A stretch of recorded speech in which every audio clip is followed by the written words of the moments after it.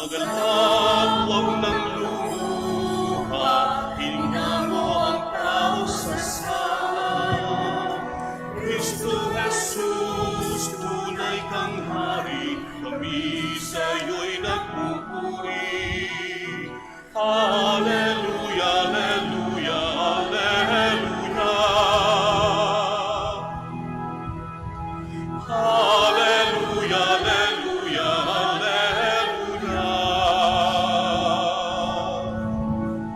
Hallelujah, Hallelujah, Hallelujah.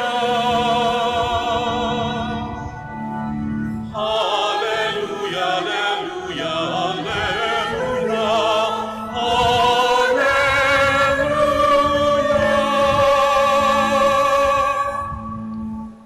Today is the second Sunday of Easter, and we call it the Divine Mercy Sunday.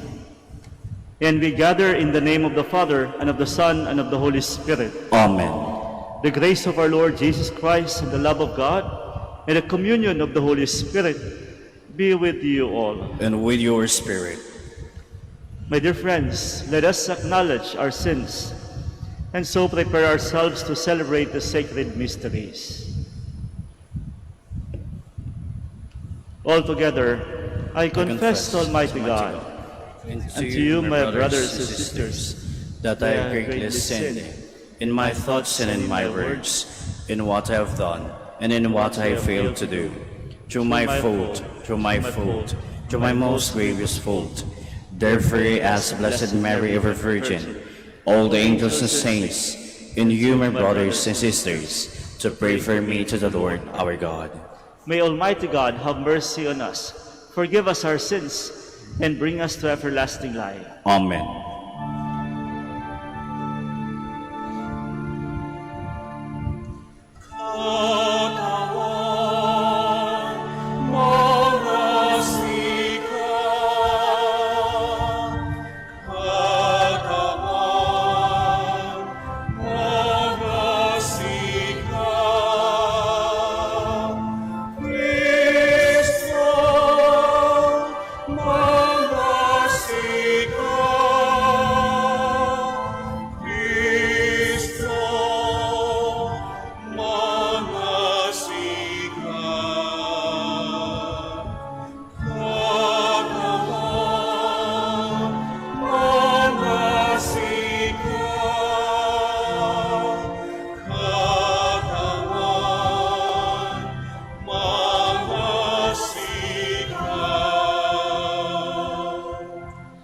Glory to God in the highest. Glory to God in the highest, and on earth peace to people of good will. We praise you, we bless you, we adore you, we glorify you. We give you thanks for your great glory, Lord God, heavenly King, O God, Almighty Father. Lord Jesus Christ, only begotten Son, Lord God, Lamb of God, Son of the Father, you take away the sins of the world. Have mercy on us. You take away the sins of the world. Receive our prayer. You are seated at the right hand of the Father. Have mercy on us. For you alone are the Holy One. You alone are the Lord. You alone are the Most High, Jesus Christ, with the Holy Spirit, in the glory of God the Father.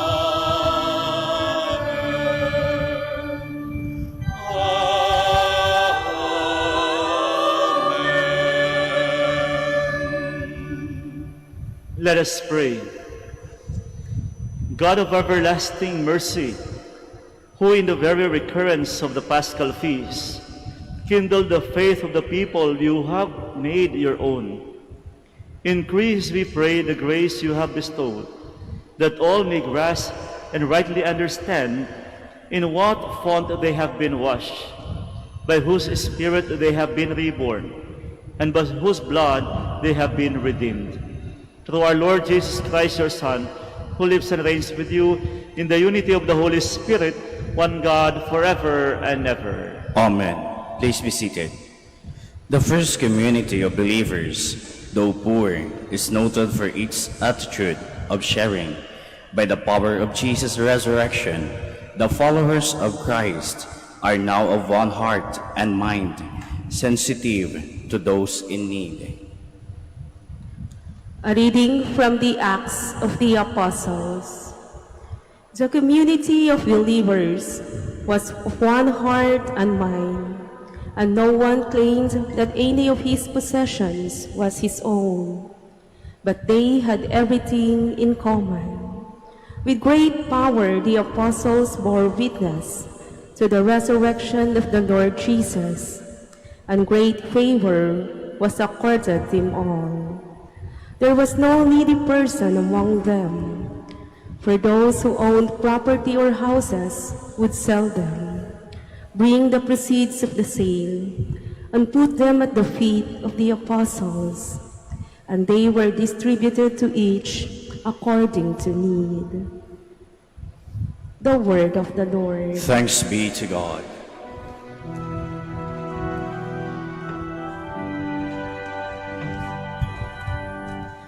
Give thanks to the Lord, for he is good. His love is everlasting.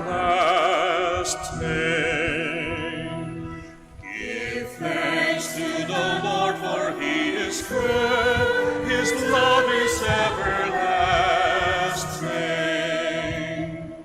Let the house of Israel say, His mercy endures forever. Let the house of Aaron say, His mercy endures forever. Let those who fear the Lord say, His mercy endures forever. Give thanks to the Lord, for he is good. His love is everlasting. I was hard-pressed and was falling, but the Lord helped me. My strength and my courage is the Lord, and He has been my Savior. The joyful shout of victory in the tents of the just. Give thanks to the Lord, for he is good. His love is everlasting. The stone which the builders rejected has become the cornerstone. By the Lord has this been done. It is wonderful in our eyes. This is the day the Lord has made. Let us be glad and rejoice in it. Give thanks to the Lord, for he is good. His love is everlasting. A believer who holds that he or she is loved by God is inspired to love God in return. To keep God's commandments is a joy and not a burden. A reading from the first letter of St. John. Beloved, everyone who believes that Jesus is the Christ is begotten by God, and everyone who loves the Father loves also the one begotten by Him. In this way we know that we love the children of God, when we love God and obey His commandments. For the love of God is this, that we keep His commandments, and His commandments are not burdensome. For whoever is begotten by God conquers the world, and the victory that conquers the world is our faith. Who indeed is the victor over the world, but the one who believes that Jesus is the Son of God? This is the one who came through water and blood, Jesus Christ. not by water alone, but by water and blood. The Spirit is the one that testifies, and the Spirit is true. The word of the Lord. Thanks be to God. Please stand. Hallelujah, hallelujah, hallelujah, hallelujah. You believe in me, Thomas, because you have seen me, says the Lord. Blessed are those who have not seen me, but still believe. Hallelujah, hallelujah, hallelujah,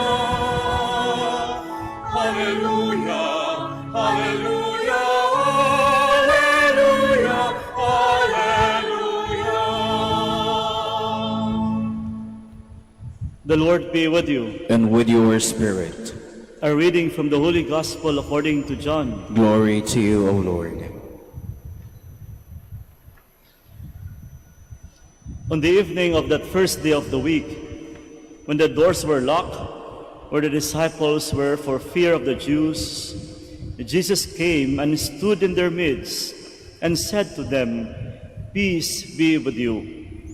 When he had said this, he showed them his hands and his side. The disciples rejoiced when they saw the Lord. And Jesus said to them again, "Peace be with you. As the Father has sent me, so I send you." And when he had said this, he breathed on them and said to them, "Receive the Holy Spirit. Whose sins you forgive are forgiven them, and whose sins you retain are retained." Thomas, called Didymus, one of the 12, was not with them when Jesus came. So the other disciples said to him, "We have seen the Lord." But Thomas said to them, "Unless I see the mark of the nails in his hands, and put my finger into the nail marks, and put my hand into his side, I will not believe." Now, a week later, his disciples were again inside, and Thomas was with them. And Jesus came, although the doors were locked, and stood in their midst and said, "Peace be with you." Then he said to Thomas, "Put your finger here and see my hands, and bring your hand and put it into my side, and do not be unbelieving, but believe." Thomas answered and said to him, "My Lord and my God." And Jesus said to him, "Have you come to believe because you have seen me? Blessed are those who have not seen and have believed." Now Jesus did many other signs in the presence of these disciples that are not written in this book. But these are written that you may come to believe that Jesus is the Christ, the Son of God, and that through his belief you may have life in his name. My dear friends, the Gospel of the Lord. Praise to you, Lord Jesus Christ. Please be seated. Sa ating Ebanghelyo, mga kapatid, ang naging katuwang ni Jesus sa eksena ay walang iba kundi si Tomas, na ayon sa tradisyon, ang tawag sa kanya ay the doubting Thomas, ang disipulong nagdududa. Nagdududa na si Jesus ay nabuhay galing sa kamatayan. Siya'y nagdududa at sinasabi niya, "Unless makikita ko ang kanyang mga sugat at maipasok ko ang aking mga daliri sa kanyang tagiliran, mandi ako maniniwala," sabi niya. The doubtful or the doubting Thomas. At kung titignan natin sa eksena, nang dahil sa sugat, natapos ang pagdududa ni Tomas. Kaya nitong umaga, mga kapatid, nais kong bigyan ng halaga sa aking pagbabahagi ang sugat. Ang una, ang sugat ni Tomas, at ang pangalawa, ang sugat ng ating Panginoong Hesus. Una, Ang sugat ni Tomas na nasa loob, hindi nakikita. Wala mang dugo, pero alam natin, ang bigat-bigat, ang sakit. Sabi nila, hindi naman daw talaga nagdududa si Tomas. Marahil, siya'y naninigurado lang. Gusto niya lang maging sigurado, sapagkat nga naman, siya'y nasaktan. Ako naiintindihan ko si Tomas. Kasi ba naman, kitang-kita natin sa kanyang damdamin na may namumuong sugat sa kanyang puso. May naiiwang sugat sa kanyang kalooban. Kaya naiintindihan ko ang kanyang reaksyon. Sino ba naman kasing ganun na lang kadali kapag alam mong nasasaktan ka? Di ba alam naman natin yun, kapag nasasaktan ka, lalong-lalong alam mo, sinaktan ka, hindi ka na basta-bastang maniwala. Andun na lagi yung pagdududa. Kaya sabi nga nila, si Tomas ay naninigurado lang. Naninigurado. At alam ko, ganun din tayo kapag nasaktan, lalong-lalo na kapag nandyan pa yung bago pala yung sugat, minsan naging maingat na tayo. Naninigurado na hindi na muli tayong masaktan, hindi na muli tayong sasaktan, at hindi na muli tayong maluloko. Kaya normal po naging reaksyon ni Tomas, yung sugat na iyon. Bagkus mga kapatid, ang nais kong iparating dito, nawa hindi tayo maging katulad ni Tomas, na kung saan hinayaan niyang matapos ang pagiging nasaktan sa pagiging negatibo. Well, alam ko naman tayong lahat ngayon sa panahon ng pandemya ay umaasa na maging negative. But what I mean, ang sinasabi ko, yung disposition sa buhay.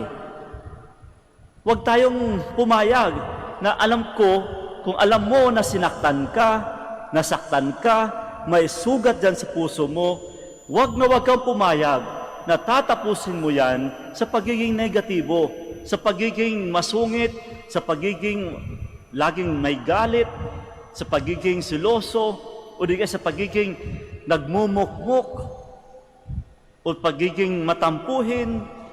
Naku, huwag kang pumayag. The more that you should tell yourself, I don't deserve that. Kasi sinaktan ako. Kaya kung sakali po kung sino man dito sa atin ngayon, ang alam natin, ang dami na natin pinagdaanan sa buhay, pinagkaisahan, sinaktan, na alam mo ang sakit-sakit. Mga kapatid, sabihin mo sa sarili mo, I don't deserve na magmumukmuk ako. I don't deserve na ang mangingibabaw sa puso ko ay galit, tampo, at kung ano-ano pang negatibong disposition. Huwag kang pumayag. Huwag tayong maging katulad ni Tomas. Oo, nauunawaan ko si Tomas. Siya'y nasaktan. Nasasaktan siya, galit na galit siya, mahina siya, nalulungkot siya, natatakot siya dahil sa sugat. Huwag nating hayaang matapos sa pagiging negatibo, na may duda, hindi na nagtitiwala, masyado nang sarado. Di ba may mga taong ganun, na tipong dahil sa nag-iisang sugat, hindi mo na makakausap, hindi mo na maisasama, hindi na nagre-reply. Nakakalungkot. No. Kita mo yung mga apostoles, sila'y nagtatago dahil sa sugat. Nasasaktan din sila. May mga sugat ang kanilang mga puso. Kita mo sila, nagtatago. Nandun sa loob. Takot na takot. Kaya nung nakita ni Jesus, no, you don't deserve that. Lumabas kayo, kaya ang alay niya, peace be with you. Naku, mag-ingat tayo sa mga sugat. Ang sugat ay hindi po habang buhay magiging sugat. Ang sugat ay nandyan, ibig sabihin nun, hindi ho pang matagalan yan. Darating ang panahon, maghihilom ho yan. Ngayon, sino ba magpapahilom nun? Hindi po ibang tao, kundi ikaw mismo. Sa iyo mismo manggagaling ang pamamaraan kung paano mo hilumin ang mga sugat sa iyong mga kalooban. Maging maingat ho tayo dyan kasi alam nyo, sa psychology, kapag hindi natin titignan o di kaya hinahayaan lang natin yung sugat na yan, nako, habang buhay mo dadalhin yan. Yung tipong may sinasabi sa psychology, yung it may manifest unconsciously. Yung hindi mo na alam na nagdidikta pala ng buhay mo yung sugat nung bata ka pa. Di ba may mga taong halimbawa, may mga taong hindi nakakatulog sa gabi ng may ilaw. Sabi nila, example daw ito, kasi nung kabataan niya, sabihin natin mga 2 years old, 3 years old, 5 years old, or 7 years old, may karanasan siya na tinakot siya ng kanyang mga kapatid. Laka, may mumu dyan. Dahil sa takot na yun, nasaktan o nasugatan. Kaya nakakalungkot, hanggang ngayon, 50 na, 60 na, 40 na, takot pa rin sa mumu. Na in fact, kung titignan mo, nangyari noon yang kabataan pa lang. Ibig sabihin, hindi nahilom, pinabayaan yung mga sugat. Ay maging maingat tayo, di ba? May mga taong hanggang ngayon, oo, naintindihan natin ng bata, elementary, takot sa bulate. Pag lulukuhin natin, nako, bulate, tumatakbo. Nakakatawa na po kung sakaling, nako, lola, 80 na po kayo, 60 na, 50 na, takot pa rin sa bulate. Ibig sabihin, may mga sugat ng bata, nung kabataan natin noon na hindi nahihilom. Maging maingat tayo, baka dadalhin natin sa pagtanda unconsciously. Kaya may mga taong hanggang ngayon masungit pa rin. May mga taong ngayon ayaw magpatawad. May mga taong kahit ang gandang-ganda na ng buhay, ang laki-laki na ng sweldo, napakalaki na ng bahay, masungit pa rin. Kasi hindi po naghilo mo yung mga sugat noon. And we don't deserve that.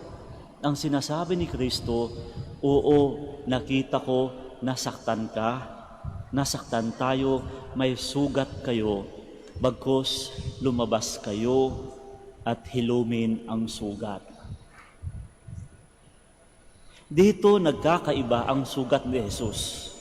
Kung ang sugat ni Tomas nasa loob, hindi nakikita, o kita mo ang daming dugo, kay Jesus baliktad.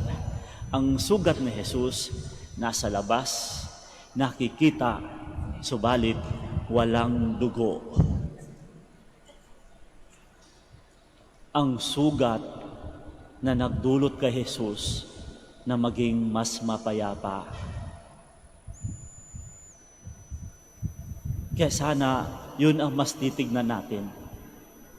Hindi po maging perpekto ang buhay natin. Alam ko may pagsubok, may pag-aaway, may di pagkakaunawaan, may tampuhan, laging may nasasaktan. Mga kapatid, sana wag nating hayaang matapos sa doon. Hayaan natin matapos ito ng paghihilom ng sugat, nang sa gayon ang sugat na iyon ay magdudulot sa atin ng mas maging mapayapa. Napakaganda ng mensahe ni Jesus. Ang sugat sa labas, wala na ang dugo, naghilom na. At ang sugat na yun ay mas naging mapayapa. At hindi lang yun. Kapag mas naghilom na ang sugat na iyon, mas maging malawak ang iyong pag-unawa at mas madali pa ang iyong pagpatawad sa kapwa. And in this Sunday, the Divine Mercy, the best gift that God has offered to His disciples when He appeared to them for the third time is the gift of forgiveness. Sapagkat tunay nga naman mga kapatid, ang tunay na kapayapaan ay makakamit lamang sa pagpapatawad. Sabi nga ng isang batikang Dominikano, sila Corder, lagi kong sinasabi ito kung gusto mong maging happy for a while, gumanti ka sa mga taong nagpakasakit sa iyo. Pero kung gusto mo maging happy for life, magpatawad ka sa mga taong nagpakasakit sa iyo.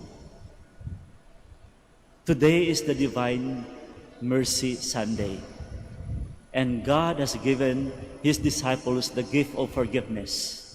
And I hope we also share this forgiveness to other people. Kung meron po diyang may mga mabibigat pa sa damdamin, please, nakikiusap ako. Huwag nyo nang dalhin yan. Paglabas nyo ng simbahan, itapon nyo na yung mga nagpapabigat sa dibdib nyo.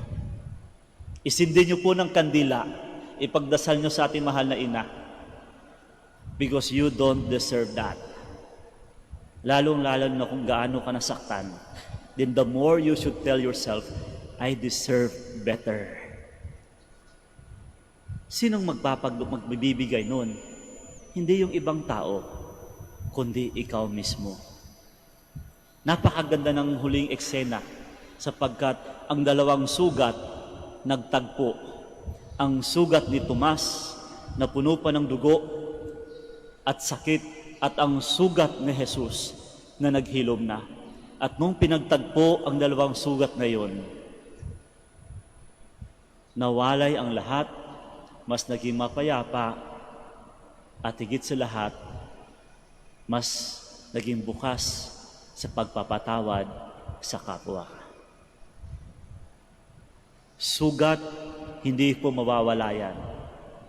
Pero kayang-kaya, ayusin, hilumin, at sana ang sugat na iyan ay magdulot sa atin ng maging mas mapayapa.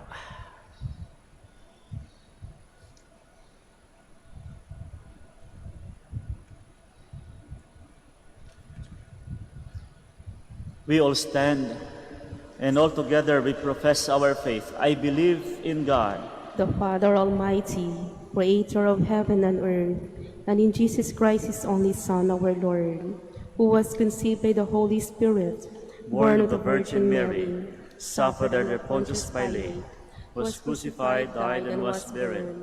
He descended into hell. On the third day He rose again from the dead. He ascended into heaven, and is seated at the right hand of God the Father Almighty. From there He will come again to judge the living and the dead. I believe in the Holy Spirit, the Holy Catholic Church, the communion of saints, the forgiveness of sins, the resurrection of life everlasting. Amen. Let us turn to the Father, to our Lord Jesus Christ, who plunges us into the infinite ocean of His mercy, that is greater than sin, evil and suffering, and death. In His loving mercy, we have victory, salvation, and eternal life. And for every petition we shall say, God of mercy, listen to our prayer. God of mercy, listen to our prayer. For the leaders of the Church, that believing in and experiencing the Lord's infinite mercy, they may always proclaim it to God's people, we pray. God of mercy, listen to our prayers. For our local and national leaders, that like the apostles, they may attend to the needs of our communities and work for peace, unity, and progress, we pray. God of mercy, listen to our prayer. For those who, like Thomas, live in doubts and fear, the peace and forgiveness of the risen Christ may strengthen them to face life's challenges and difficulties, we pray. God of mercy, listen to our prayer. For all of us gathered here, that we may be immersed in the ocean of divine mercy and live as ministers of the Lord's peace and reconciliation, we pray. God of mercy, listen to our prayer. For our departed brothers and sisters, may they experience the infinite mercy of God in the heavenly paradise, we pray. God of mercy, listen to our prayer. Let us pray for the urgent concerns of our community and our personal intentions. So in silence, we spend a few moments of silence for our personal intentions that we would like to offer for this Mass through the intercession of Our Lady of the Rosary of Manaoag.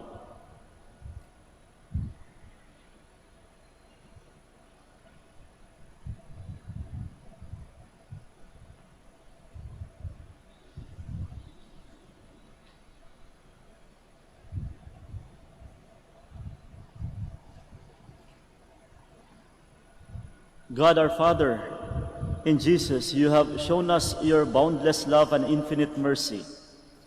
Teach us to love you in return, entrust our lives to your love and mercy, and serve you in our brothers and sisters through Christ our Lord. Amen.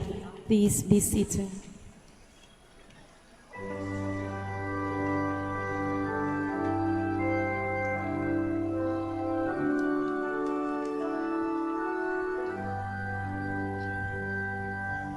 Take, O Lord, this offering with hands outstretched in glory. Take, O Lord, this sacrifice and lift it to the skies.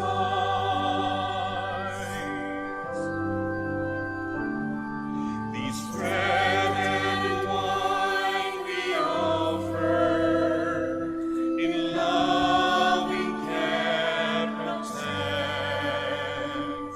With contrite hearts we pray to you, your mercy grant us, Lord. Listen, Lord, this prayer. We stand to you on high. Grant, O Lord, to those who seek the secret of your love.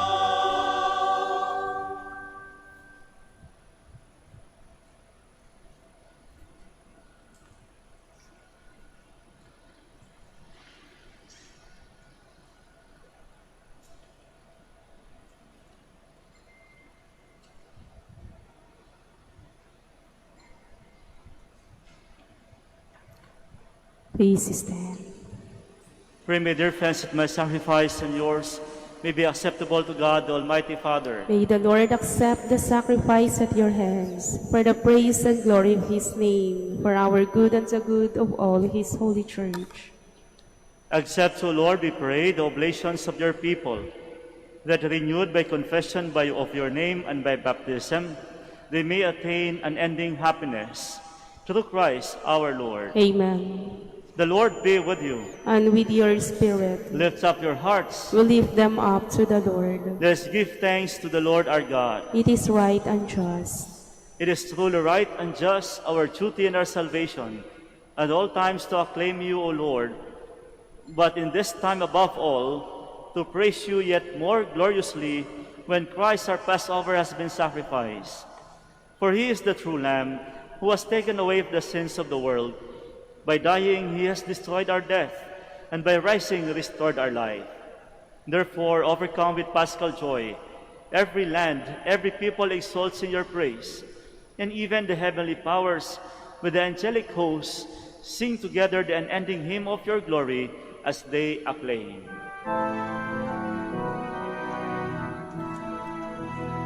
Santo, Santo, Santo, Panginoong Diyos, napupuno ang langit at lupa ng kadakilaan mo. Hosana, Hosana, Hosana sa kaitaasan. Hosana, Hosana, Hosana sa kaitaasan. Pinagpala ang naparirito sa ngalan ng Panginoon.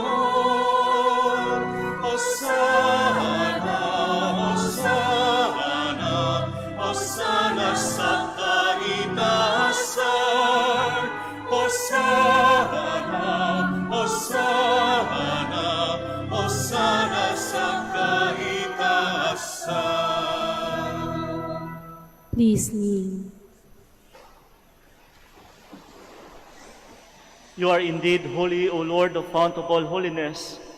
Make holy, therefore, these gifts, we pray, by sending down your Spirit upon them like the dewfall, so that they may become for us the body and blood of our Lord Jesus Christ. At the time he was betrayed, then entered willingly into his passion, he took bread and giving thanks, broke it, and gave it to his disciples, saying, "Take this, all of you, and eat of it, for this is my body, which will be given up for you."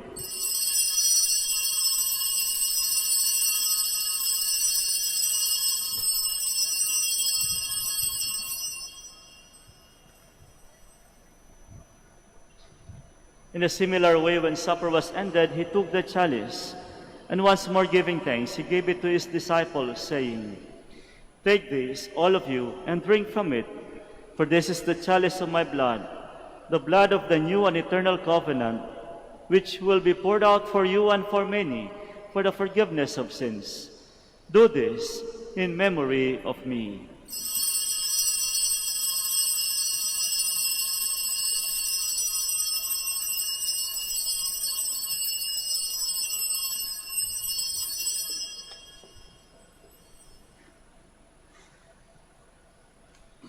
The mystery of faith.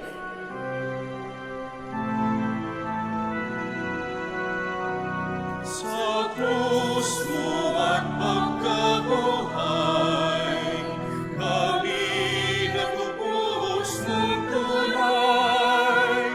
O Jesus, naming mahal, iligtas mo kaming tanan. O Jesus, naming mahal, ngayon at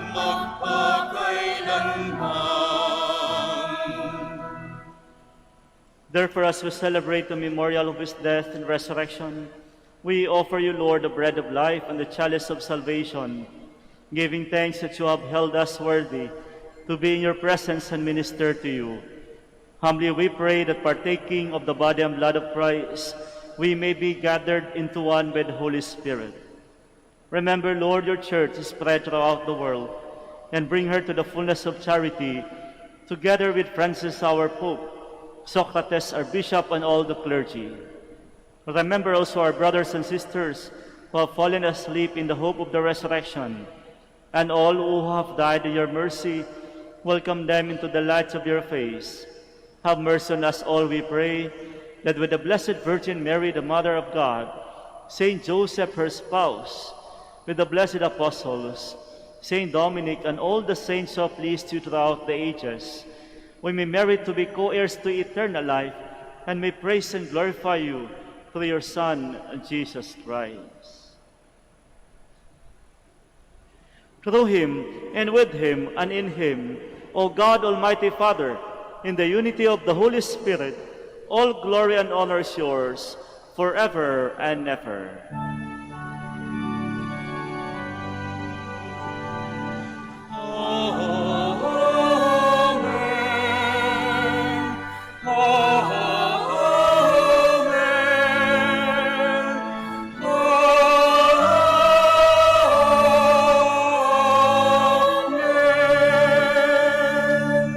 Please stand.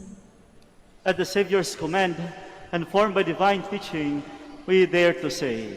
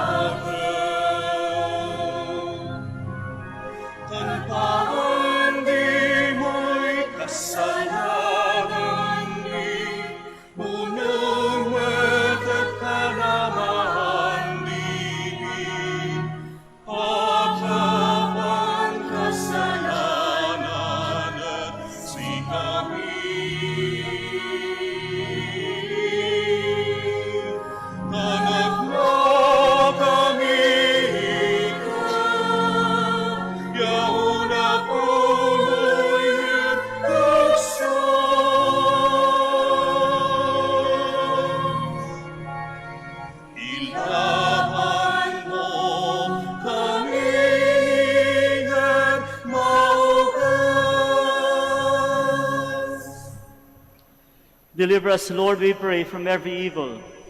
Graciously grant peace in our days, that by the help of your mercy we may be always free from sin and safe from all distress as we await the blessed hope and the coming of our Savior Jesus Christ. For the kingdom, the power, and the glory are yours, now and forever. Lord Jesus Christ, who said to your apostles, "Peace I leave you, my peace I give you," look not on our sins but on the faith of your church, and graciously grant her peace and unity in accordance with your will, who live and reign forever and ever. Amen. The peace of the Lord be with you always. And with your spirit. And now, my dear friends, let us offer each other the sign of peace. Peace be with you all. Samahan niyo na rin po ng pagpapatawad sa ating mga kasama at kapamilya dyan na kasama niyo ngayon.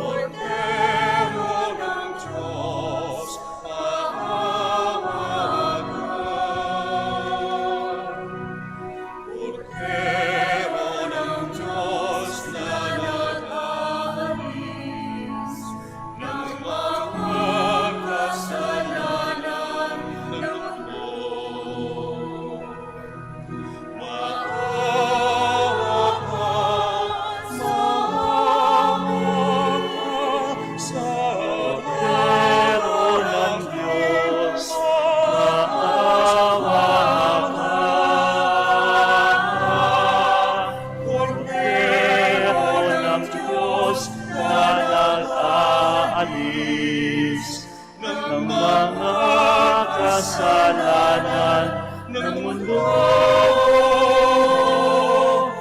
ipagkaloob mo sa amin ang kapayapaan.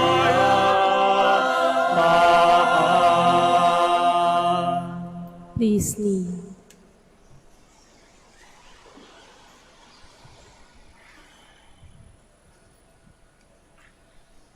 My dear friends, behold the Lamb of God. Behold him who takes away the sins of the world.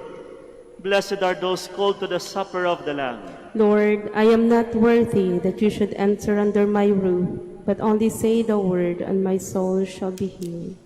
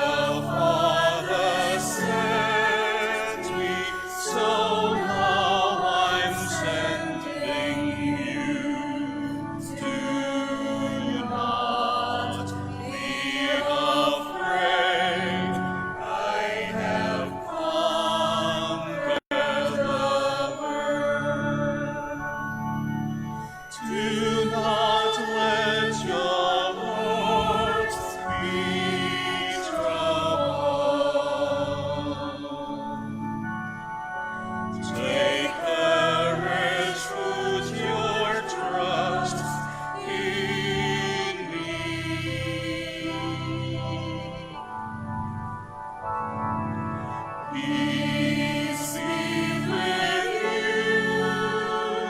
My peace I give to you.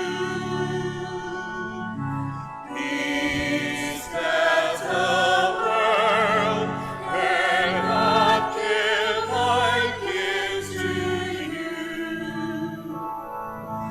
As the Father sent me, so now I'm sending you.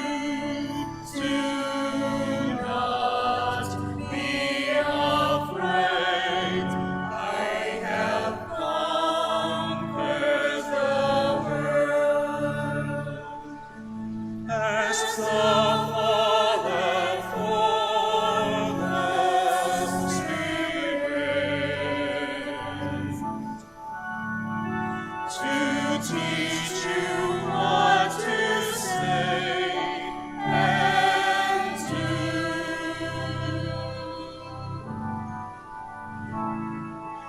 Peace be with you. My peace I give to you. Peace that the world cannot give, I give to you. As the Father sent me, so now I'm sending you. Do not be afraid. I have conquered the world.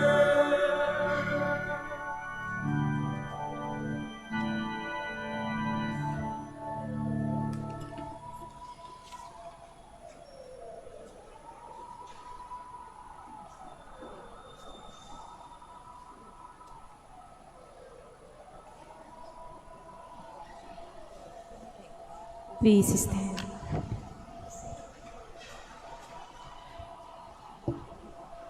Let us pray. Grant, we pray, Almighty God, that our reception of this Paschal Sacrament may have a continuing effect in our minds and our hearts, through Christ our Lord. Amen. My dear friends, let us turn to Mary, help of Christians, for the increase of priestly vocations in the Church in Lingayen, Dagupan. We shall answer, grant through your prayers many vocations to the priesthood. Grant through your prayers many vocations to the priesthood. You accompanied your Son on his way to Calvary. Walk with our seminarians in their journey of priestly formation. Mary, help of Christians. Grant through your prayers many vocations to the priesthood. You are the mother of the Good Shepherd. Inspire our youth to follow the voice of your Son and courageously answer his call to be shepherds. Mary, help of Christians. Grant through your prayers many vocations to the priesthood. You were with the apostle in prayer on Pentecost Day. Stay with us in prayer so that the fire of the Spirit may descend on our young men seeking their vocation in life. Mary, help of Christians. Grant through your prayers many vocations to the priesthood. Your Son entrusted to you, the beloved disciple at the foot of the cross. Take into your immaculate heart our young men who are reluctant to answer the call to be priests. Mary, help of Christians. Grant through your prayers many vocations to the priesthood. Mary, help of Christians, we place all our young men under your motherly protection. Inspire them to serve the Church as priests of your Son. Take under your motherly care our seminarians being formed for the priesthood. Accompany with your help your priests as they follow your Son, who is Lord forever and ever. Amen. Please be seated for the announcement. The summer feast of Our Lady of the Rosary of Manaoag will be on April 21, 2021, third Wednesday of Easter. Novena Masses will begin on April 12 until April 20, 2021.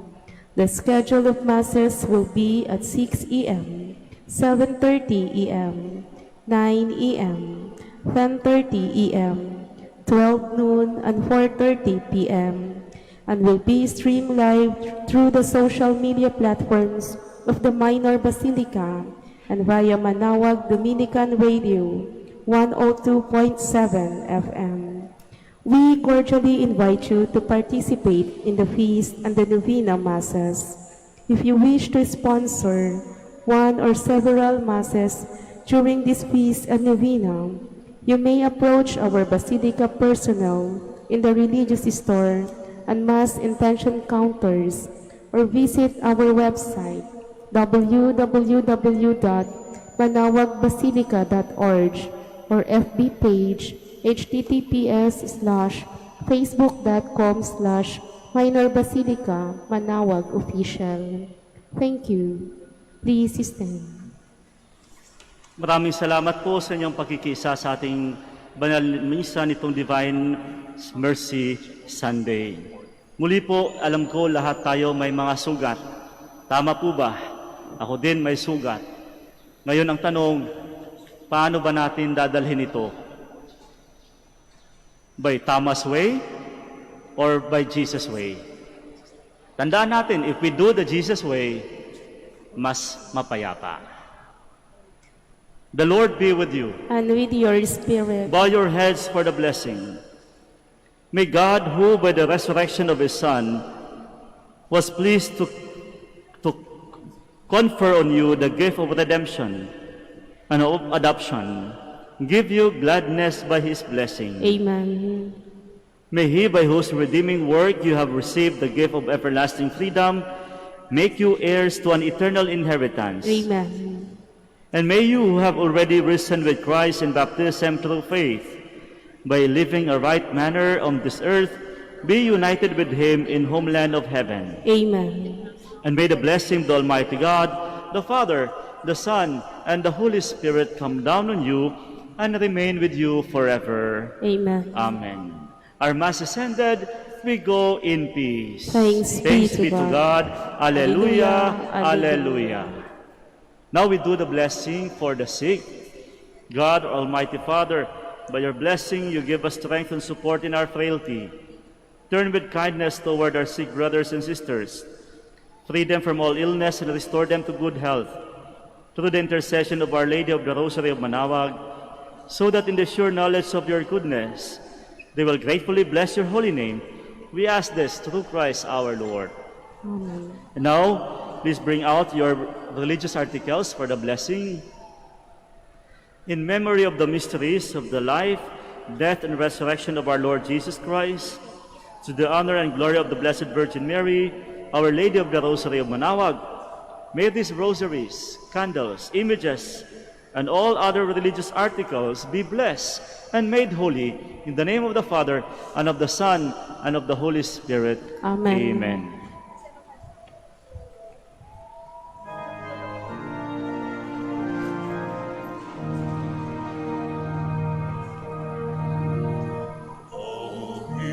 Beautiful Mary, our loving Mother, to help us and lead us to our way to heaven.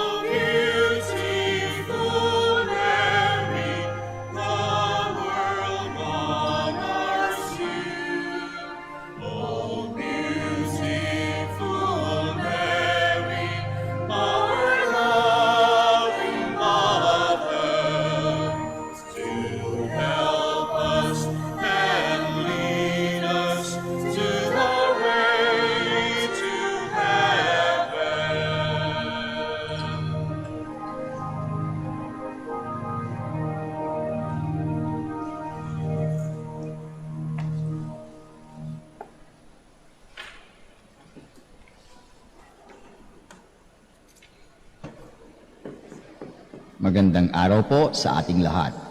Panatilihin po natin ang physical distancing at siguraduhing maayos ang pagsuot ng ating face mask.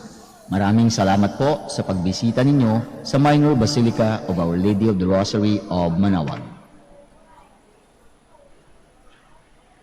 Magandang araw po sa ating lahat.